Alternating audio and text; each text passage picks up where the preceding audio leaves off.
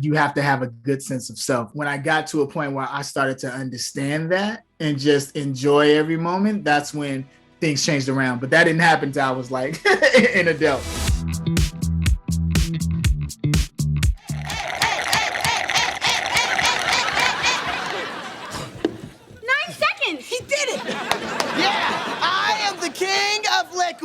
I was one of those real rambunctious kids. I was a class clown. I wanted to perform in class, right? And so my parents, my mom is a teacher, and my dad is a psychologist, right? So they both were like, okay, we take education very seriously. They tried everything. They were like, okay, karate, kung fu, science, whatever, every little hobby. And what sticked was acting. Don't get me wrong when I say this, but you know, I love peace, but yeah. So at this point, for all that, I was a sophomore in high school. I was like ready, I'm rocking. I'm like, let's do this. But I had finals on the brain. We ended up being late. We were like the last ones there. They were putting up the boxes. And I was like, oh no. So I run in and I go blank. I forgot my monologue. I went blank. And I was like, okay, I ruined this audition. It's all good, whatever. I got finals anyway, who cares, right? So, but then they were like, hey, well, why don't you go out to the hallway and why don't you, redo it? And I said, okay, cool. So as I'm walking out to the hallway, I hit a chord and I knocked over the cameras. So, this early 90s, they were the big cameras with the VHS inside. So everything falls over and it makes a big noise. I do this funny physical comedy of like, oh, that didn't happen. And like trying to grab everything. They're cracking up laughing. And I'm like, oh, okay. So they're back on my side. I come back in. They go, hey, you know what? Don't do the monologue yet. Do you have any impersonations? And I said, oh, okay, yeah. I did people that I saw on the L, on the train, that I saw. I did my teachers. I did everybody that was in my life, like my uncles, aunties, all this stuff. And I mean, they were cracking up, falling on the ground. So I got this call back, and now it's every funny kid that they found in all these different places. Now it's like the Avengers. All the funniest kids from all over that are super, super, super funny. Me and Kenan, being on that show, it was amazing. And then you also have Amanda who came in. And what was cool about Amanda was that she was just fearless. That's what I love, because I'm a physical comedian as well. And I remember her and her dad came to me in the parking lot, and they were like, hey, Kel, can you like show Amanda physical comedy and just like give her some advice and things like that? And this girl, like I'm talking about like a sponge, like listen to everything. And then Nick Cannon was the warm-up guy on our show. And Brittany too. Brittany was on all that. She was on all that. She invited us to the concert. We were at the concert. I can't remember which album it was, but I think it was the one with the snake.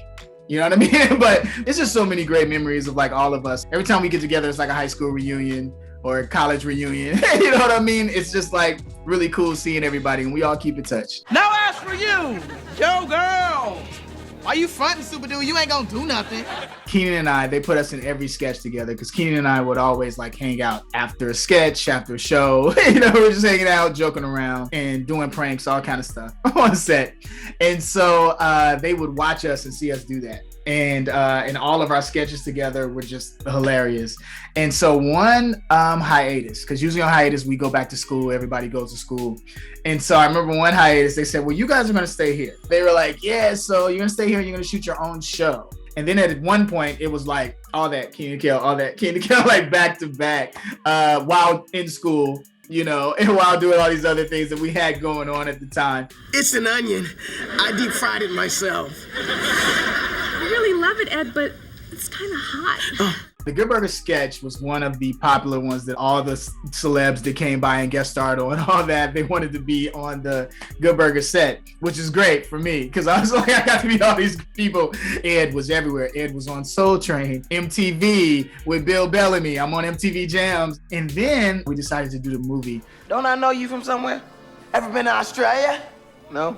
Me neither. That was great for me because this was my first big movie. And I remember driving down Sunset with Kenan and our family and seeing this big old life-size billboard cut out of us surfing on a pickle with orange soda and us getting out like, yo, this is crazy. This is amazing. I woke up this morning and I got out of a big old cup of coffee to clear my head. We all auditioned. It was me, a whole bunch of other different comedians that were there. But the way people put it together, they almost seem as if like, oh, it was me and Kenan in a room.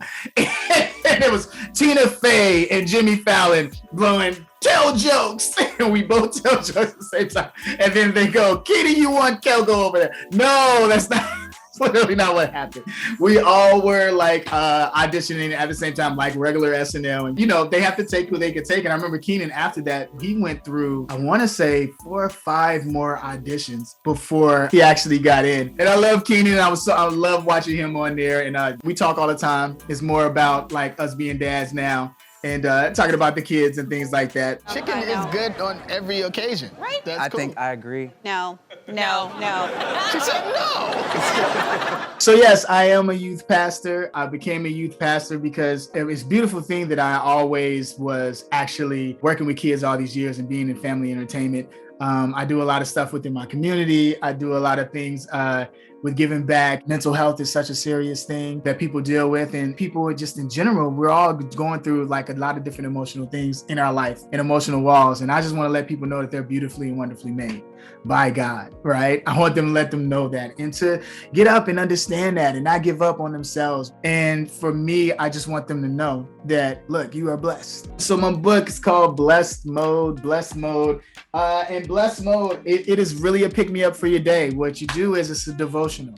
So each day there's a new story, right? And we deal with all the feels every day. Like people go through a lot of stuff every day. And when you lay down and go to bed, you wake up with that same stuff in your thoughts, right?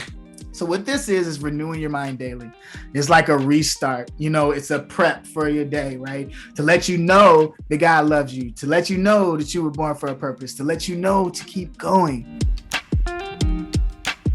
I feel that you should definitely let your kid do what they are passionate about. They got to have a love for this thing because within it, like I said, there are a lot of ups and downs. There are things that you're going to have to figure out and navigate through.